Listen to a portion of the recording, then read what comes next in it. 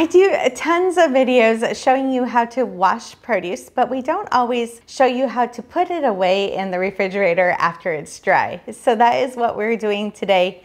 All of these items were washed, and we have a video for that we're going to put up before this video. So that's the part 1, and this is the part 2. It's actually my favorite part, when you can take your empty refrigerator and make it look beautiful. If you're just meeting me, my name is Amy Cross, and this is the Cross Legacy, and I am the author of the Zero Waste Produce Guide, where I go through 75 fruits and vegetables and teach you how to wash them and store them properly so they will last for weeks.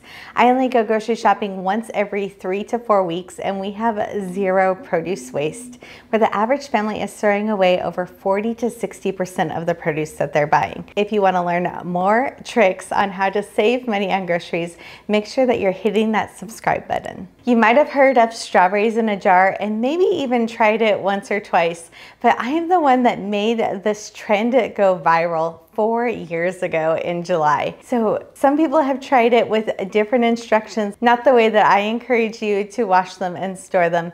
Make sure if you are brand new to the Cross Legacy that you go watch the strawberries in a jar video first, where I show exactly how to wash them. But to store them, I'm going to store these in a half-gallon jar with the paper towel. Normally, I will put the paper towel at the bottom and then the strawberries in the jar, and then I will put a plastic lid on it. We are actually in the process of moving in just a couple weeks, and I accidentally packed up my plastic lids for this.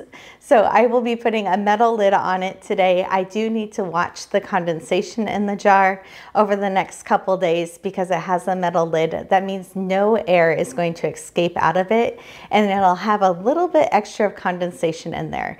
So if I do have too much condensation, I can just take the lid off for a little while in the refrigerator. I can also take a paper towel and dry the inside of the jar. I use paper towels. You can get ones that are organic and bleach-free on Amazon, or you can use a cloth if you want to put it in there, but the cloth will stain if you're doing any kind of berries. This is actually a good strawberry to talk about. It's big and beautiful and so pretty, but there is a bruise on the back side of it. So this is one, while they were laying out to dry, I would have encouraged my family to eat if they wanted to have one right away, or I'm going to put it at the very top of the jar so it's the first one that we grab. Now the lemons I normally store in the crisper drawer with avocados, and those two mixed together will keep the avocados fresh for a month.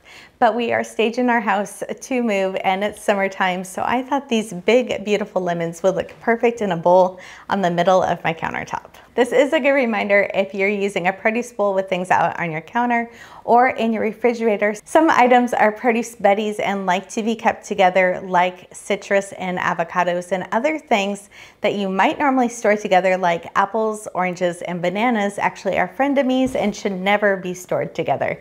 So I have some oranges that are in the refrigerator from our last grocery shopping cycle, which was a month ago, and some apples that are actually even older than that. And I make sure that the apples are up on the top shelf and then the oranges are down below in the crisper drawer. I get asked about these ceramic dishes that I have in my refrigerator all of the time. I got these over the years at Marshall's and TJ Maxx. I have a couple different ones. I have this shape rectangle one that fits perfectly on my shelf and some round ones. But we also found a couple that are on Amazon, and we have linked those in the description if you would like them. But I just think they're so pretty. So you can put them in any container that you want. I love keeping these up on the top shelf, and this is where I normally keep my peppers and then my apples up away from everything else. So the zucchini and squash is going to go in the vegetable crisper drawer, which I have some corn on the cob in there and some loose carrots that are already in the crisper drawer. But remember that zucchini this size should go in the crisper drawer. Later in the summer, when you're getting those leg size zucchinis, those can actually go in your pantry after they're washed, and they are sun cured and they will last for months. Whenever I'm washing celery, I always wash the tops also, and then I put those in a bag in the freezer, and that way I have them to make chicken stock and beef stock. If you'd like to learn how to do that, we have videos for that we can link in the description. Celery and carrots I normally store in a Pyrex container like this. This is glass and it has the plastic lid. It doesn't need a paper towel, and celery and carrots will both stay fresh for over a month when you store them like this after they're washed. Oftentimes I will keep all of our chopped vegetables near each other. Sometimes I'll have them in an acrylic basket in the refrigerator that I can pull out all together that holds a bunch of different jars. As I cut this cucumber, then I will slice it and I'll put it in a glass jar, this time with a metal lid, and it'll stay fresh 7 to 10 days. Before it's cut, I will keep it in the vegetable drawer. And then also these radishes, I'm going to store those in a glass jar with a metal lid, and they are going to stay fresh for a couple weeks. The next, I'm going to put away the romaine. I'm using this 𝐂𝐍𝐍𝐄𝐂𝐓 glass container. This is on our Amazon storefront, which will be linked in the description. So this is a different brand than this brand that we use for the other things. In the picture, it shows a whole chicken in it, but it is perfect for a whole head of romaine. And keeping it in this glass container like this with it washed, you're going to have lettuce that will stay fresh for a month. Then I have this asparagus here. It's really important after you wash the asparagus that you're going to take it and you're going to break off the woody end from the fresh end, and it will snap where it naturally wants to snap. So you do this the first time and you snap it. So when you break them off like that, you're breaking off the woody end from the fresh end of it, but you're also opening up the vascular system of the plant, which it will continue to soak up water and stay alive, just like if you were buying flowers. So this is going to go into filtered water into our fridge, and asparagus will actually stay fresh for a month this way. You want to make sure that it's filtered water. It's water that you'd want to drink. Our tap water has too much chlorine in it and it will actually kill the plants. So make sure that it's something that you'd want to drink, whether it's your fridge water or other filtered water. And then around every 10 days or so, about every 10 days or so, I will cut off a 1/4 inch at the bottom, which will remove the calloused end of the asparagus and refreshen it so it can continue to suck up water. This butter lettuce was actually one that I didn't wash because it still has the live root on it. So this is also in some filtered water. I did run the roots through the faucet here to get some of the dirt off.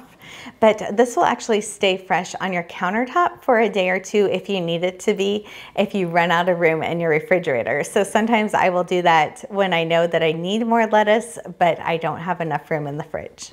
And these blackberries, I normally do blackberries and raspberries on a plate, and that way if they need extra drying time, they're really easy to move around, but they also stain my towel. And so that way I don't have to worry about my towel that I dry things on to get stained. But these are going to go into a glass jar just like the strawberries do, and I keep them separate because blackberries and raspberries will last 2 to 3 weeks. Strawberries will last 3 weeks.